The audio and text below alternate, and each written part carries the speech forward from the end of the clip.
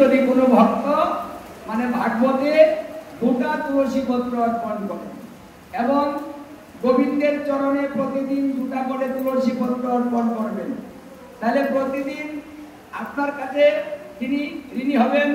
আর সেই ঋণটা শোধ করার জন্য তিনি চিন্তা করবেন, চিন্তা করে কিছু দিবেন। এই কথাটা তিনি ভাগবতের 10ম স্কন্ধের 3য় খণ্ডে বলেছেন। মার কাছে বলেছিলেন, ও মা, আমাকে যদি কেউ কিছু দেয় না, বিনিময়ে আমিও তাকে কিছু দেই, আমি কারো কাছে ঋণী থাকি না। মানে খেলার ছলনা করে, লীলার ছলনায় তিনি কিছু কিছু কথা বলেছেন, কিন্তু এই কিছু কিছু কথার মর্মার্থ আছে। ছোট্ট বালক তো অনেক কিছুই বলতে পারে, হ্যাঁ, ওটা লীলার ছলে বলছে, খেলার ছলে বলছে যে আমার স্বভাবটা কি জানো না, ঋণী থাকি, যদি কেউ কিছু দেয় বিনিময়ে আমিও তারে দিয়ে দিই, এটা হলো আমার স্বভাব। এখানে আমাদের শিক্ষা, আমরা যদি প্রতিদিন উনাকে কিছু কিছু সেবা দিই বা পূজা দিই, সেবা পূজা দিলে সেই ভক্তের কাছে গোবিন্দ প্রতিদিন ঋণী হয়। তাই প্রতিদিন ভক্তকে কিছু না কিছু দেওয়ার জন্য চিন্তা করতে হয়। তাহলে আমাদের তো একটা ব্যবস্থা হয়েছে, আমরা নিজে উনাকে সবসময় ঋণী বানিয়ে রাখতে পারি। আমি চিন্তা করব না, তাকে চিন্তা যুক্ত করে রাখার ব্যবস্থা তিনি করে দিয়েছেন, আমি সেটা করতে পারি। আমরা চিন্তা করব কেন? আরে যে গোবিন্দের চিন্তা করে, তার চিন্তা গোবিন্দ করে, যে তুমি করো আমার চিন্তা আর আমি করি সব চিন্তা। মানে আমাদের যত প্রকার চিন্তা আছে এই সমস্ত চিন্তা তিনি করবেন, আর আমাদের একটা চিন্তা শুধু উনাকে। এখানে সহজ কথা, কারণ আমাদের চিন্তা করে আমরা কিচ্ছু করতে পারি না, মাথাটা নষ্ট করতে পারি, অন্য কিছু করতে পারি না। কারণ তিনি যদি আমার দিকে দৃষ্টি না করেন, তাহলে আমার চিন্তায় কোনো মঙ্গল আসবে। যার জন্য তিনি এই কথাগুলো বলেছেন যে ভক্ত যেন মুক্ত থাকে, চিন্তাটা যেন আমার থাকে, সে যেন সদা সর্বদা আমাকে নিয়ে ভাবে। এই জন্য শ্রীকৃষ্ণ উদ্ধবকে এই কথাটা বললেন যে উদ্ধব, কলিজীবকে উদ্ধার করার জন্য আমার ভাগবতেই হবে প্রধান, কারণ ভাগবতের শক্তি দিয়ে আমি কলিহত জীবকে উদ্ধার করব। এটা উদ্ধবকে কথা দিয়েছে। তাহলে আজকে যে ভাগবতটা আমরা পেয়েছি, যে ভাগবত আলোচনা হচ্ছে, সেটা উদ্ধবের দ্বারা। একজন ভক্তের কৃপা, নিজের জন্য কিছু চাইলেন না, জগতের কল্যাণের জন্য তিনি জগতের জীবের চিন্তা করে তিনি বললেন এটা কিছু করে যাও, মানে আমার জন্য তুমি কিছু করে যাও। কোন ভক্ত এই কথা বলে না, এরা স্বার্থপর ভক্ত, মানে যদি কেউ নিজের জন্য চায়। কিন্তু প্রকৃত ভক্ত যারা, তারা কখনো নিজের চিন্তাটাই করে না। এদের স্বভাব হয় তারিতে পামর, নিজের কাজ জনাই তো বোঝায় পরের গণ। এদের স্বভাবটা হয় পরের উপকারের জন্য সদা সর্বদা চিন্তা এবং ব্যস্ত, সবটাই পরের জন্য করেন। এগুলো নিষ্কিঞ্চন ভক্ত। তাই উদ্ধব ছিলেন নিষ্কিঞ্চন ভক্ত। তাই নিজের জন্য কিছু না চেয়ে জগতের জন্য চাইলেন। আর সেই উদ্ধবের কথায় শ্রীকৃষ্ণ এই ভাগবত রূপে কলিকালে আসতে বাধ্য হলেন। এই কলির অন্ধকার দূরীভূত করে, সূর্যের আলোর মতো আলোকিত করে।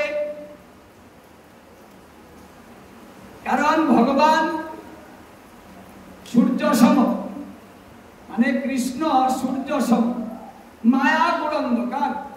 জৈসে কৃষ্ণ তৈসে নাহি মায়ার অধিকার। যেখানে আলো সেখানে ভালো, যেখানে আলো নাই সেখানে ভালো লাগে না।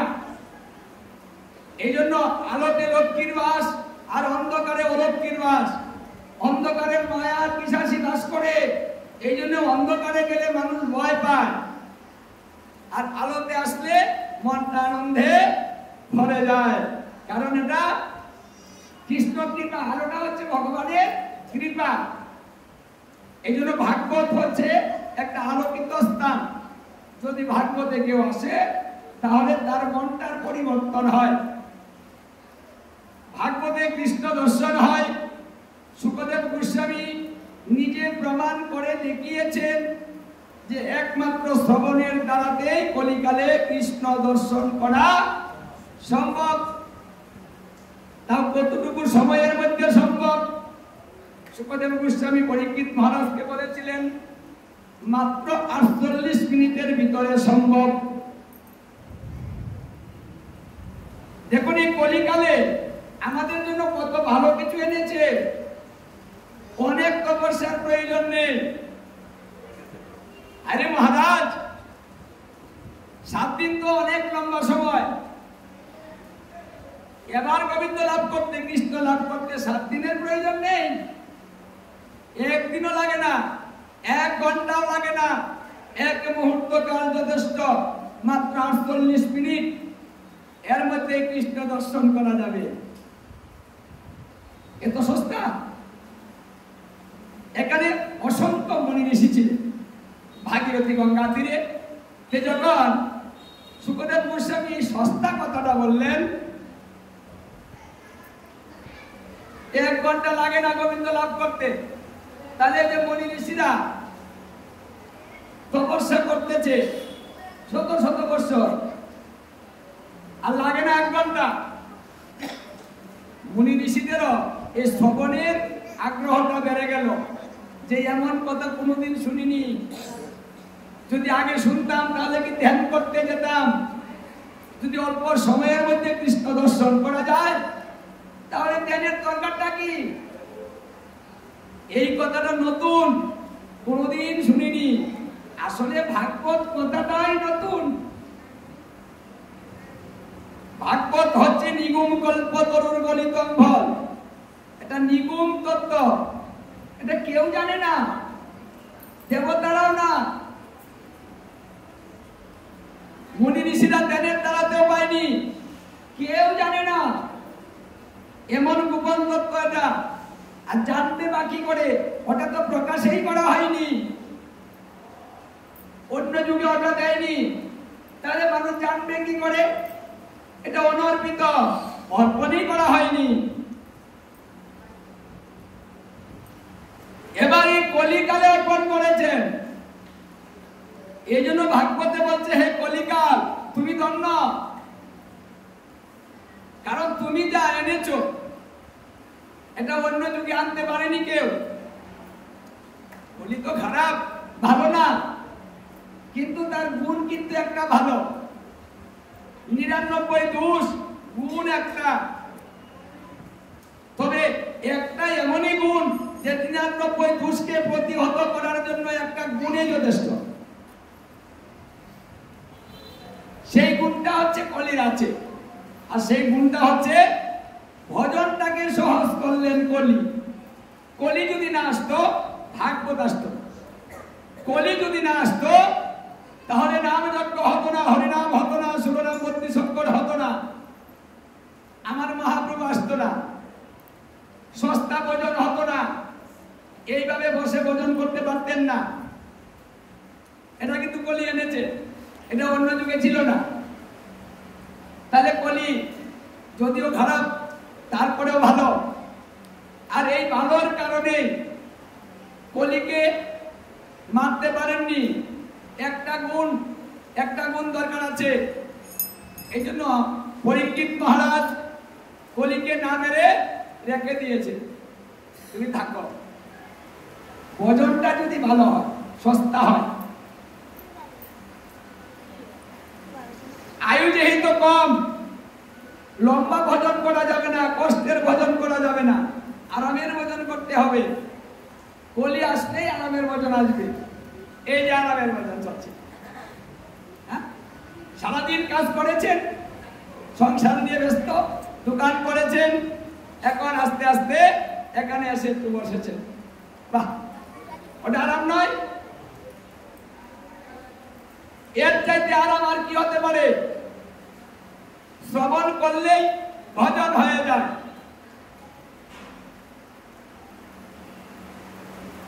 কলিকালের সর্বশ্রেষ্ঠ ভজন ভাগবত শ্রবণ, যেটা আপনাদের এখানে এই নিয়ম মাস 1 মাস ব্যাপী হবে, তাই তো? হ্যাঁ, মানে 1 মাস তো অবিরাম। তাহলে আপনাদের কত ভাগ্য ভালো যে সারা বছরে আরামের ভজন পাচ্ছেন। যদি কিচ্ছু করতে না পারেন, এই জগন্নাথ মন্দিরে এসে জগন্নাথকে দর্শন করে একটু ভগবত কথা শ্রবণ করেন, তাহলে আপনার ভজন হয়ে যাবে।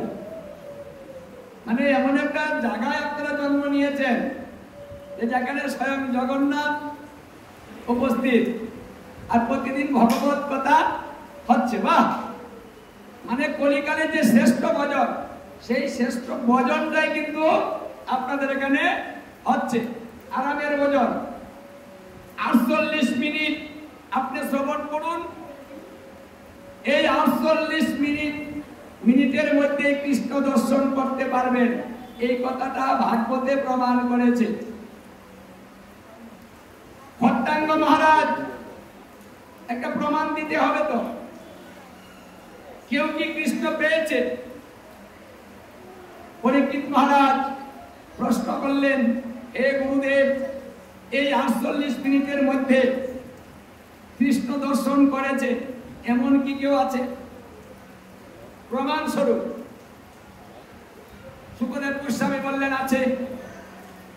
আমি প্রমাণ নিয়ে এসেছি, কথা শুধু বলবো না, প্রমাণটা দেখিয়ে দিব। প্রমাণটা কি? যে এক রাজা ছিল, রাজার নাম ভট্টাঙ্গ। এই ভট্টাঙ্গ রাজা খুব কৃষ্ণ ভক্তি পরায়ণ ছিলেন, উনি শুদ্ধ বৈষ্ণব ছিলেন, পরহিতের জন্য কাজ করতেন। কারো অভাব অনটন তিনি সহ্য করতে পারতেন না। কেউ বিপদে পড়লে তাকে সে রক্ষা করতেন বা ঝাঁপিয়ে পড়তেন, সবসময় অন্যের উপকারের জন্য তিনি কাজ করতেন। এইভাবে রাজা চলছে। দেবরাজ ইন্দ্র অসুরদের সঙ্গে যুদ্ধ করে পরাজিত হয়েছে। স্বর্গ রাজ্য পরিত্যাগ করে তিনি গুরুদেবের কাছে গেলেন। বৃহস্পতি গিয়ে গুরুদেবকে প্রণাম করে বলছেন, হে গুরুদেব, আমার স্বর্গ রাজ্য পরিত্যাগ করে চলে আসতে হলো, অসুরদের সঙ্গে শক্তিতে আমরা পারিনি, তাই ছেড়ে চলে এলাম। এখন ব্যবস্থা করুন গুরুদেব, এই বিপদ থেকে রক্ষা করুন। করুন, আমরা কি করব? দেখুন, বিপদে পড়লে গুরুর প্রয়োজন। দেবতারাও বিপদে পড়ে গুরুর কাছেই যায়। তাই যেই বিপদে পড়বেন, সেই বিপদ থেকে তরানোর জন্য গুরুদেব একাই যথেষ্ট। আপনি চলে যান গুরুদেবের কাছে। দেখুন, সব দেবতা চলে গেলেন গুরুদেবের কাছে, সবাই প্রণাম করে করজোড়ে গুরুদেবের কৃপা ভিক্ষা চাইলেন। গুরুদেব বললেন, হে দেবরাজ, তোমার শক্তি দিয়ে অসুরদেরকে তুমি পরাজিত করতে পারো না। বলছে, হ্যাঁ, তাহলে শুনো, তোমার শক্তি দিয়ে হবে না, এটা বৈষ্ণব শক্তি লাগবে। তুমি একজন শুদ্ধ বৈষ্ণব নিয়ে যুদ্ধ করতে যাও, তাহলে তুমি যুদ্ধে জয়লাভ করবে। দেবরাজ বলছেন, শুদ্ধ বৈষ্ণব কে, কাকে পাবো? বলছে, তুমি মত্তলোকে চলে যাও। মত্তলোকে গিয়ে ভট্টাঙ্গ মহারাজ নামে একজন রাজা আছে, ওই ভট্টাঙ্গ মহারাজের কাছে যাও, উনি শুদ্ধ বৈষ্ণব। আর বৈষ্ণব যদি তোমার সঙ্গে যুদ্ধে রত হয়, তোমার সাথী হয়, তাহলে সেই যুদ্ধে তুমি জয়লাভ করবে। যাও। তবে শোনো, তুমি তো দেবতার রাজা, দেবরাজ, কোনো অহংকার নেই, বৈষ্ণবের কাছে যাও। কারণ তুমি তো ভাবতে পারো যে আমি হলাম দেবতাদের রাজা, আর সে হলো মত্ত লোকের একটা মানুষ, তাহলে নিচু না? যদি এই অহংকার নিয়ে তুমি বৈষ্ণবের কাছে যাও তাহলে বিপদ আরো বাড়বে, কারণ বৈষ্ণবে অপরাধ হয়ে যাবে। বৈষ্ণবের অপরাধ থেকে দেবতারাও মুক্ত হতে পারবে না। তাই বৈষ্ণবের কাছে সাবধান। ওই কথাটা খেয়াল রেখো। যাও, আমার আশীর্বাদ তোমাদের সঙ্গে রইল। এই কথা বলে দেবরাজ ইন্দ্রকে পাঠিয়ে দিলেন। দেবরাজ ইন্দ্র মত্তলোকে আসলেন। মত্তলোকে এসে খট্টাঙ্গ মহারাজের কাছে গেলেন, গিয়ে বললেন, হে মহারাজ, আগে প্রণামটা করে নিলেন, কারণ বৈষ্ণব দর্শন করলে প্রণাম করতে হয়। যেই দেখেন, যেখানেই দেখেন একটু শ্রদ্ধা দেখাবেন, একটু প্রণাম করবেন, না করলেই অপরাধ। দেবরাজ ইন্দ্র প্রণাম করে বললেন, মহারাজ, আমি খুব বিপদে পড়ে আপনার কাছে এসেছি। দেবরাজ ইন্দ্র বিপদে পড়েছেন? আমি একটা সাধারণ মানুষ, আমার মতো ব্যক্তি, আমার মতো মানুষ কি দেবতাকে কোনো উপকার করতে পারে? বলুন, কি করতে হবে আমাকে? যদি আপনার উপকার করতে গিয়ে আমার জীবনও চলে যায়, যাবে। তবু আমার যদি করণীয় থাকে কিছু, অবশ্যই করবে। দেখুন, আমার স্বর্গরাজ্য অসুর ওরা দখল করে নিয়েছে। আমরা দেবতারা স্বর্গরাজ্য পরিত্যাগ করেছি, এখন পুনরায় যুদ্ধ করতে যাব। সেই যুদ্ধে গুরুদেব বলেছেন একজন শুদ্ধ বৈষ্ণবের প্রয়োজন, বৈষ্ণব সঙ্গে নিয়ে যুদ্ধ করতে হবে। এই জন্যই গুরুদেব পাঠিয়েছেন আপনার কাছে। আপনি যদি আমাদের সঙ্গে একটু যুদ্ধ করেন তাহলে আমরা জিতে যাব, আমাদের রাজ্যটা ফিরে পাবো। এই কৃপাটা করুন, আমাদের সঙ্গে একটু যুদ্ধ করুন। দেবরাজ ইন্দ্র যখন এইভাবে বলেছেন, খট্টাঙ্গ মহারাজ বললেন, ঠিক আছে, আমি যদি যুদ্ধ করলে আপনার উপকার হয় তাহলে আমার যা খুশি তাই হোক, আমি যাব, চলুন। এই খট্টাঙ্গ মহারাজকে নিয়ে দেবতারা পুনরায় অসুরদের সঙ্গে যুদ্ধ শুরু করেছে। এবার সেই যুদ্ধে দেবরাজ ইন্দ্র জিতে গেলেন, অসুর পরাজিত হলো, স্বর্গরাজ্য ফিরে পেল। দেবতাদের আনন্দে ধরে না। খট্টাঙ্গ মহারাজকে সবাই ধন্যবাদ দিতে লাগলো। বৈষ্ণবের কত শক্তি, মানে বৈষ্ণবের এত শক্তি যে বৈষ্ণব যে পক্ষে যাবে সেই পক্ষে জিত হয়। তার কারণটা হচ্ছে বৈষ্ণব সদা সর্বদা গোবিন্দের উপরে আত্মনির্ভরশীল। তার নিজের কোনো কিছু নেই, সমস্ত দায় দায়িত্ব গোবিন্দের উপরে ছেড়ে দেন। এই জন্য সদা সর্বদা তার ভক্তকে রক্ষা করার জন্য গোবিন্দ তার সঙ্গে ছুটে যায়। আমার ভক্ত যাতে না হয়,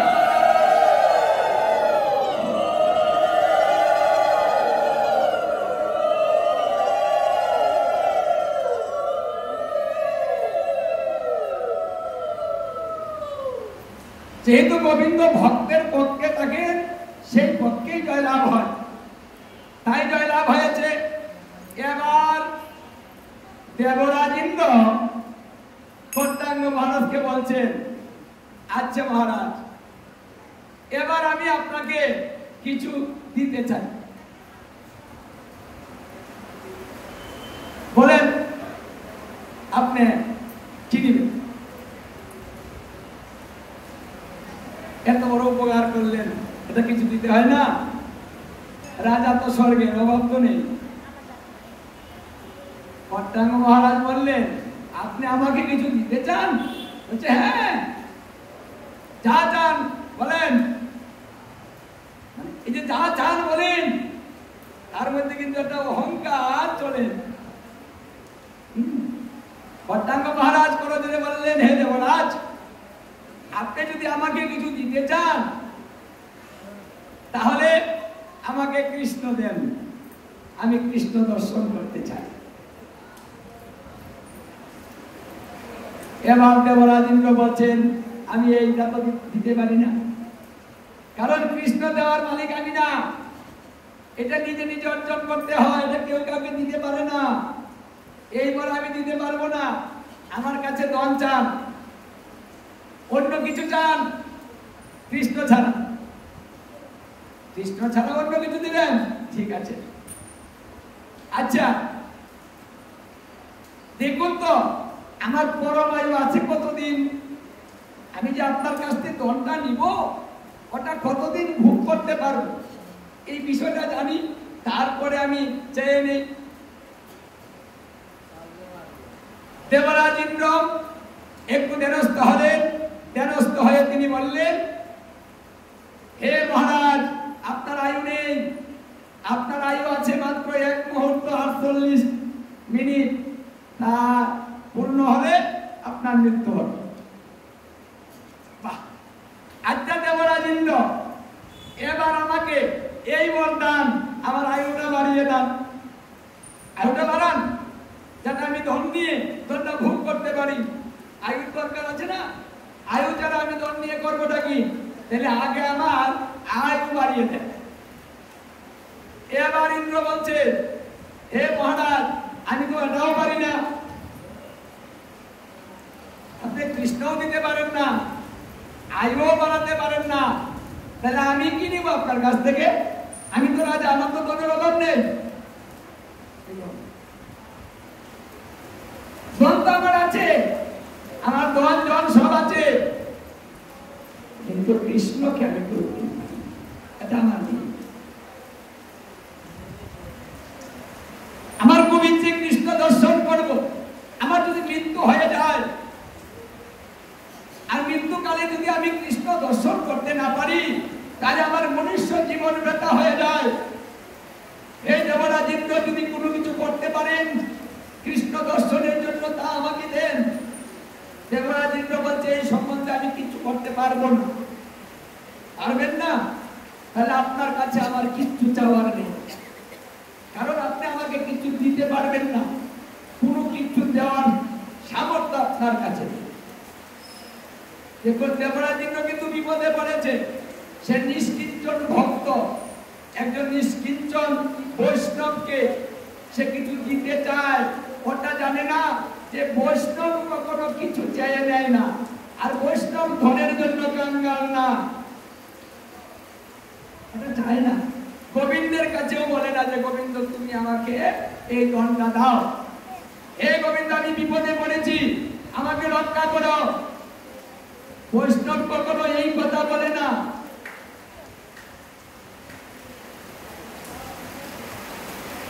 আচ্ছা দেবরাজ ইন্দ্র একটা কাজ করতে পারবেন, আমার মৃত্যুটা যেন মর্ত্যলোকে হয়,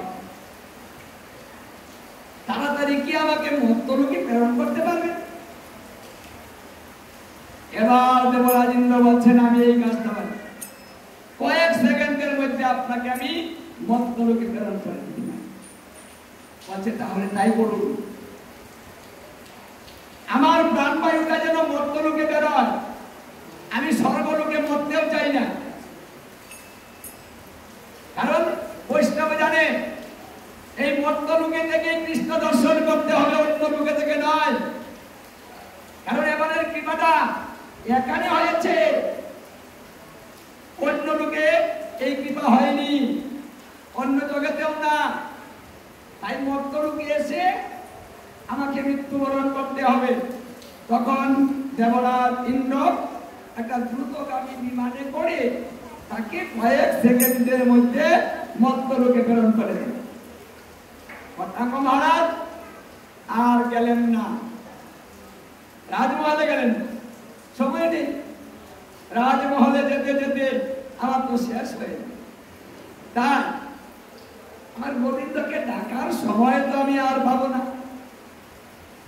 যতটুকু সময় আমার দেহে প্রাণ আছে অতটুকু সময় আমার গোবিন্দের নাম একটু নিয়ে যাই।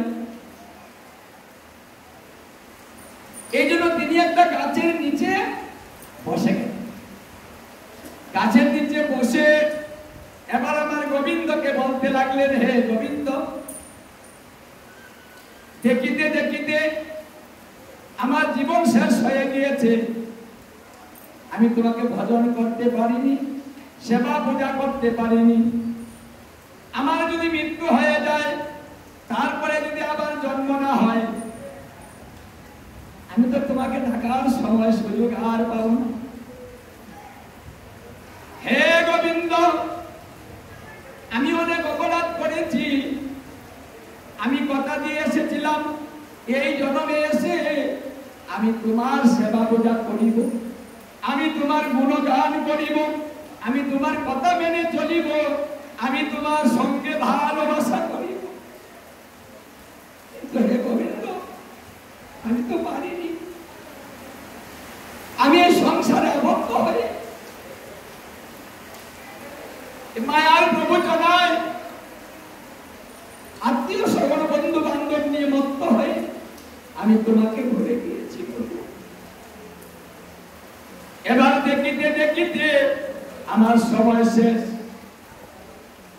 যদি মৃত্যুকালে কৃষ্ণ দর্শন না হয়, তাহলে এই মনুষ্য জীবন তার ব্যথা হয়। এই কথা বলে নয়নের জল তিনি গোবিন্দ সবকিছু সহ্য করতে পারেন, কিন্তু ভক্তের নয়নের জল সহ্য করতে পারেন না। আদি পুরাণে তিনি বলেছেন, হে নারদ, আমার কথা ভাবিতে ভাবিতে, আমার নাম নিতে নিতে, আমার নাম শ্রবণ করিতে করিতে, আমার উপমাদুরী দর্শন করিতে করিতে যদি কোনো ভক্ত দুপুরটা নয়নের জল আমাকে দেয়, সেই ভক্তের কাছে আমি জন্মের মতো বিক্রি হয়ে যাই। ভক্তিমূত দুপুরটা নয়নের জল যদি কোনো ভক্ত দিতে পারে, তার কাছে আমার গোবিন্দ বিক্রি হয়ে যায়, দাস হয়ে যায়। আজ ভক্তাঙ্গ মহারাজ নয়ন জলে ভক্ত প্লাবিত করিতেছে, আর আমার গোবিন্দকে ডাকিতেছে।